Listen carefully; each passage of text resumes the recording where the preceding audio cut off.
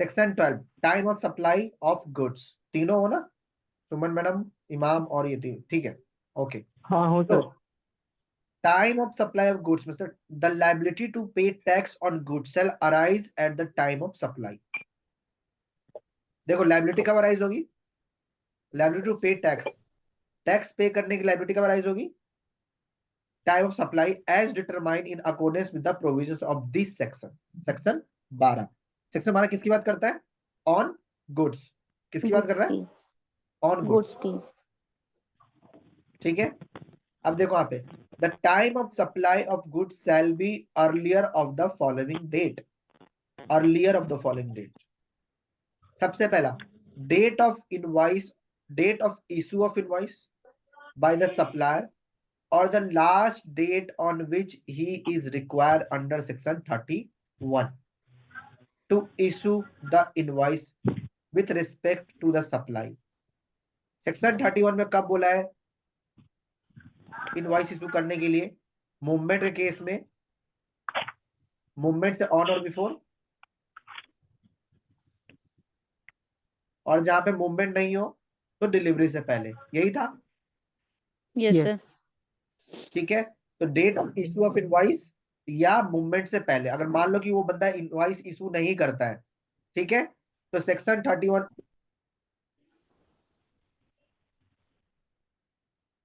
अगर सेक्शन 31 अगर उसने इनवॉइस इशू कर दिया तो ओके है, इनवॉइस इशू नहीं करता है तो सेक्शन 31 में जो लास्ट डेट है कि लास्ट डेट तक इनवॉइस इशू हो जाना चाहिए, जो कि अगर मूवमेंट ऑफ गुड्स है तो ऑन और बिफोर ऑफ मूवमेंट, और अगर मूवमेंट नहीं है तो क्या होगा तुम्हारा, डिलीवरी से पहले पहले, ठीक है।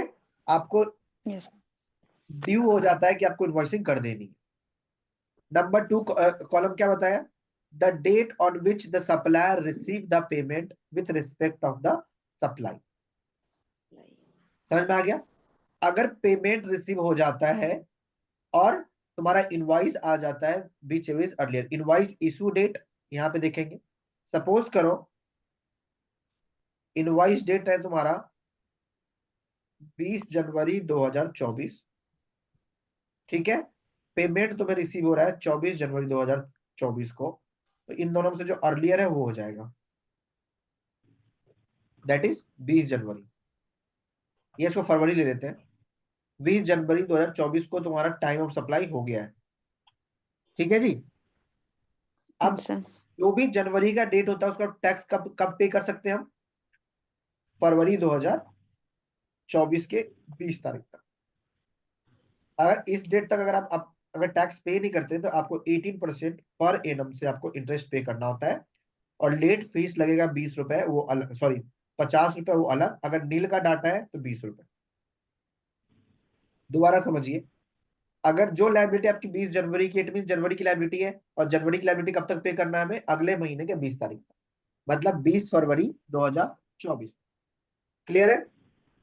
अगर यस अभी सर। आप देखेंगे इसके अंदर में, मैं दूसरा एग्जांपल ले रहा हूं,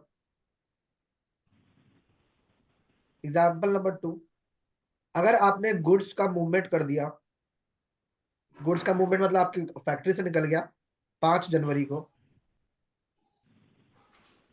5 दिसंबर को कर देता हूँ, 5 दिसंबर 2023 को मूवमेंट हो गया, आपने इनवॉइसिंग करी है 1 जनवरी 2024 को, और आपको पेमेंट मिला है 1 फरवरी 2024 को। मुझे पीओएस बता सकता है कोई दोनों में से, तीनों, आप तीनों में से कौन यहाँ पे अवेलेबल है बताइए। Point of time, sorry time of supply क्या होगा, टीओएस। सर इन तीनों में से the earlier date of 5 invoice. 12 होगा, जिस दिन हमारा मूवमेंट हो चुका है गुड्स का। कौन सा होगा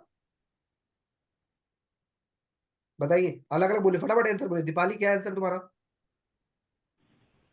सर पहला होगा 5 5/12/2023। नेक्स्ट सुमन मैडम आपका क्या आंसर है, तो वही 5/12।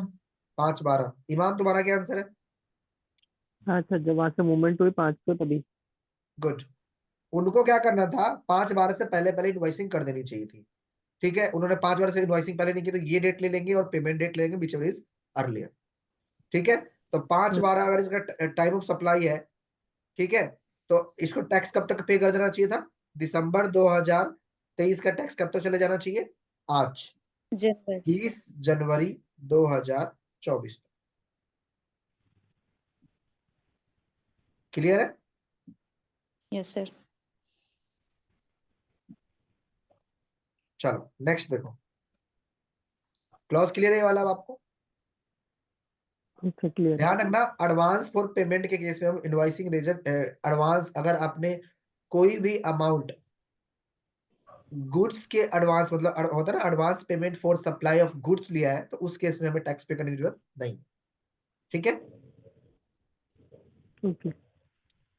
provided that where the supplier of the taxable goods receive an amount up to 1000 rupees in excess of the amount indicated in the tax invoice, the time of supply to the extent of such excess amount, मतलब excess amount कितना है? 1000 तक है, shall be at the option of the said supplier be the date of invoice of the in the respect of such excess amount। देखिए ये क्या कहना चाह रहा है कि कई बार होता है कि आपको किसी सप्लायर से आप रोज ही डील कर रहे हो, हर रोज डील करते हो, मतलब हर रोज सेल परचेज होता है, तो कभी अगर उसने कोई एडवांस एक्स्ट्रा देके चला गया, मतलब 100 रुपए, 500 रुपए, 600 रुपए या 1000 रुपए, मतलब 1000 रुपए तक अगर आपके पास एडवांस पड़ा हुआ है, तो उसका इनवॉइसिंग जो होगा वो सप्लायर की मर्जी पे होगा। ठीक है? सप्लायर की बिल पे यस होगा, जब उसका मन करे वो कर देगा। कब तक? 1000 रुपए तक का अगर कोई एडवांस उसको रिसीव हो गया है, तो मान लो 1000 रुपए तक एडवांस रिसीव होगा, अगली बार जब उसको रिसीव होगा तब वो अपने आप कर देगा। ठीक है? Next time. हम्म। ठीक है भाई? Yes sir. ठीक है जी। जी अब सर। आता है time of supply for services. Next clause पढ़िएगा। अच्छा सुनो, एक चीज और बहुत इंपॉर्टेंट, पेमेंट का मतलब क्या होता है? रिसीव द पेमेंट का मतलब क्या होता है, ये सुनो, बहुत इंपॉर्टेंट है। Tell me the date receive. On which payment is enter in the books of account, books of account मतलब टैली, और on date on which the payment is credited to the bank account, whichever is earlier। ये बहुत important है भाई, ये बहुत मतलब line बहुत छोटी है, बहुत बहुत इंपॉर्टेंट है। दोबारा देखना कि अगर मूवमेंट की डेट क्या है? 5/12/2023। इनवॉइस की डेट क्या है? 1 जनवरी 2023। पेमेंट की डेट उसने टैली में बुक किया हुआ है 1/12/2023, लेकिन जो बैंक में आया है वो बैंक में आया है 1 फरवरी 2023, 24 सॉरी, और ये इनवॉइस की डेट है 1 जनवरी 2024।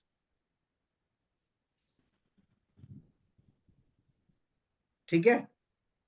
तो ये जो पेमेंट का जो क्लॉज है ना, पेमेंट कब रिसीव माना जाएगा? विच एवर इज अर्लियर, पहले यहां लगेगा अर्लियर, ये ध्यान रखो। 1/12/2023 और 1 फरवरी 2024, तो अर्लियर कौन सा है? 1/12/2023। और इन दोनों में अर्लियर कौन सा है? 5/12/2023। टैली वाला। ठीक है? तो अब कौन सा हो यस जाएगा सर। तुम्हारा? तो 1/12। 1/12। ठीक है जी? एग्जाम्पल क्लियर है? Yes sir. क्लियर है। क्योंकि लॉ में क्या बोला है? इन मूवमेंट मतलब बीच एज अर्लियर, इन दोनों का अर्लियर यही होगा ना। एक और एग्जांपल लो, मूवमेंट हो गया 5, सॉरी इनवॉइस हो गई 5/12 को, इनवॉइस डेट, मूवमेंट डेट है तुम्हारा 1/12/2024, पेमेंट रिसीव हुई है 1/2/2024, ये 1 जनवरी है भाई मूवमेंट। इन दोनों में कौन सा अर्लियर हो जाएगा? इनवॉइस डेट 5/12 है, मूवमेंट की डेट 1 जनवरी है, पेमेंट 1 फरवरी को ही है, तो बीच में अर्लियर ये होगा तुम्हारा आंसर 5/12। Invoice date. हम्म। अब ये मत देखना कि सर ये तो मूवमेंट बाद में हुई है, लॉ में क्या बोला है कि मूवमेंट से पहले इनवॉइसिंग कर देनी है। उसने इनवॉइस 5 दिसंबर को कर दिया, ठीक है, done, yes sir. Done. Clear है? Yes sir. देखो मैं यस बताता हूँ, सर। ये जो डेट ऑफ पेमेंट का जो लफड़ा लगाया गया है ना, ये जानबूझ के लगाया गया है क्योंकि जब लॉ चेंज होता है ना, जब लॉ चेंज होता है तो लोग क्या करते हैं, लॉ जब चेंज होता है, मान लो कि आज सुबह 5% था, रात को 12% हो गया, तो डेट ऑफ पेमेंट के साथ खेलते हैं। अभी जब मैं सेक्शन 14 सिखाऊंगा आपको, पढ़ाऊंगा, तो देखना कैसे खेलते हैं लोग इसके साथ। ठीक है, यस सर। चलो अब आ जाओ सेक्शन 12(2) पे, पढ़ो यहाँ पे। In the case of supply in respect of tax is paid or liable to be paid on RCM method. In the case supply in respect of which tax is paid or liable to be paid on the reverse charge basis, the time of supply shall be the earliest of the following dates. Earliest of the following date. अगर RCM वाला कौन सा वाला ये goods का आप अभी पढ़ रहे रिवर्स हैं, एक सेकेंड। हाँ, गुड्स का कौन सा, सप्लाई गुड्स RCM सर्विस नहीं पढ़ रहे अभी हम किसका पढ़ रहे हैं, RCM ऑफ गुड्स का।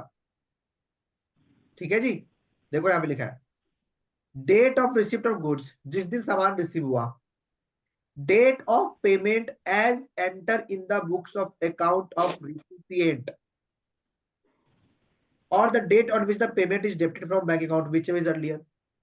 यहाँ पे भी यही बोल रहे हैं ना, आपने जो बुक्स ऑफ अकाउंट में टैली में जो टैली में एंटर किया वो, और बैंक से गया है वो, उन दोनों से पहला। अगर ये तीनों उसके बाद है the date immediately following the 30 days from the date of issue of invoice or any other documents by whatsoever name called in lieu there of the supplier। दोबारा समझिएगा, आपके पास आपकी फैक्ट्री है, यहाँ देखिए थोड़ा सा 12(3) आपका आरसीएम के ऊपर है। ठीक है, पहला पॉइंट क्या है, बोल दो, receipt of goods. Receipt of मान लेते हैं रिसिप्ट ऑफ गुड्स हुआ 20 जनवरी 2024 को, आपने उसको पेमेंट कर दिया है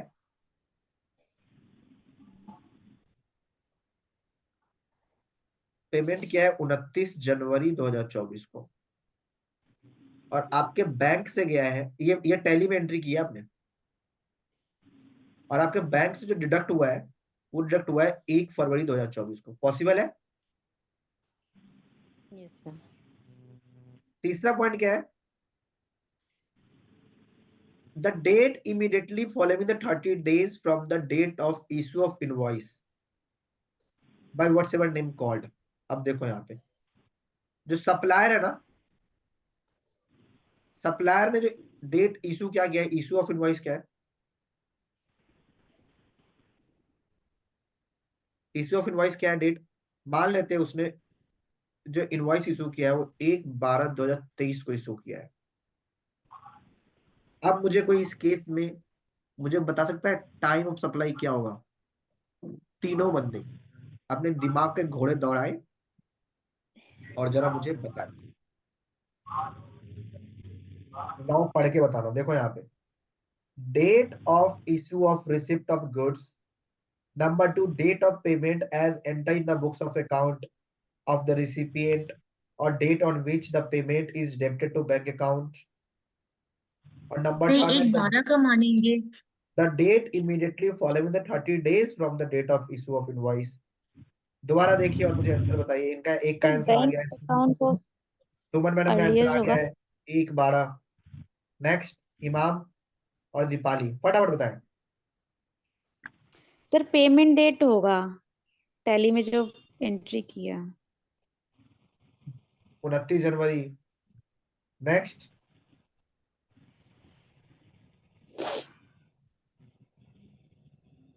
इमाम है नहीं है, हूँ सर। तो बोलता क्यों नहीं है, जल्दी बोल। सर अगले वाला एक देख लेंगे हम जब हमने इनवॉइस को इशू किया है। तू देख के बता ना, आंसर बता, हाँ थर्ड वाला। बताओ मुझे आंसर बताओ, मुझे नहीं पता है, बोल के बताओ, थर्ड वाला नहीं होता, डेट बताओ। इनवॉइस 1 दिसंबर 2023 इनवॉइस की जो डेट है जब हमने इशू किया है। ये वाला हाँ, थर्ड पॉइंट। तो आपके अकॉर्डिंग टैक्स कब डिपॉजिट करना बनता है? 20 दिसंबर को या 20 जनवरी को? बोलो भाई।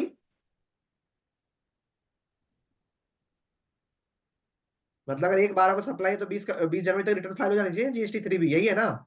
Yes no? Yes sir, yes yes sir. Yes. तीनों का आंसर गलत है। यहाँ देखो क्या पड़ा हुआ है यहाँ पे, अर्लीस्ट ऑफ द फॉलोइंग बोला हुआ है ना।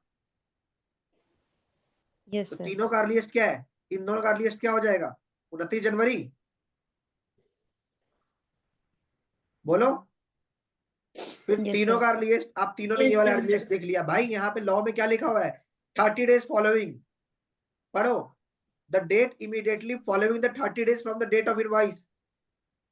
इसका 30 डेज जोड़ो, इसमें कितना दिन हो जाएगा? 31 दिसंबर 2023।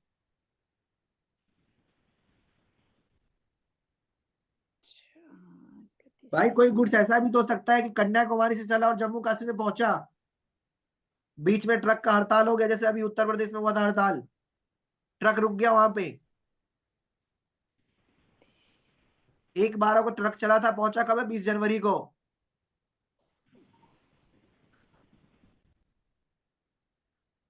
समझ में आया पॉइंट ऑफ सप्लाई? अब आरसी में केस में नोट डाउन करो यस इसको। सर। टाइम ऑफ सप्लाई हो जाएगा तुम्हारा 31/12 और पेमेंट हो जाएगी 20 जनवरी।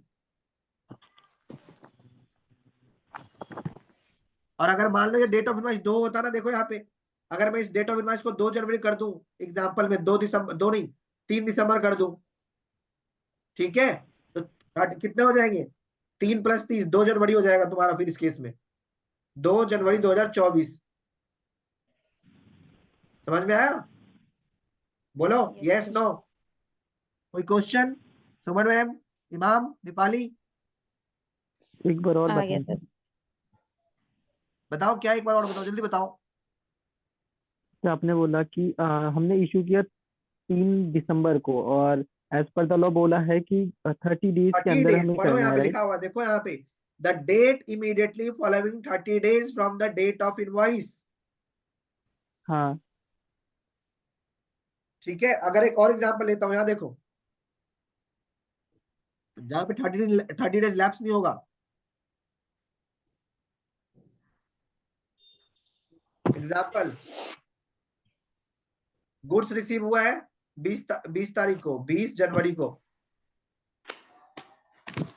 ठीक है? Yes sir. पेमेंट तुमने किया है उसको 1 जनवरी 31 जनवरी 24 को। बैंक से तुम्हारा गया है 2 जनवरी 2024 को, 2 दिसंबर 2024, 2 फरवरी 24 को, सॉरी, ठीक है? और डेट ऑफ इनवॉइस तुम्हारा क्या है? मान लेते हैं 1 जनवरी 2024। इस केस में 30 डेज जोड़ोगे तो 31 जनवरी हो जाएगा। हाँ। यूनिट ले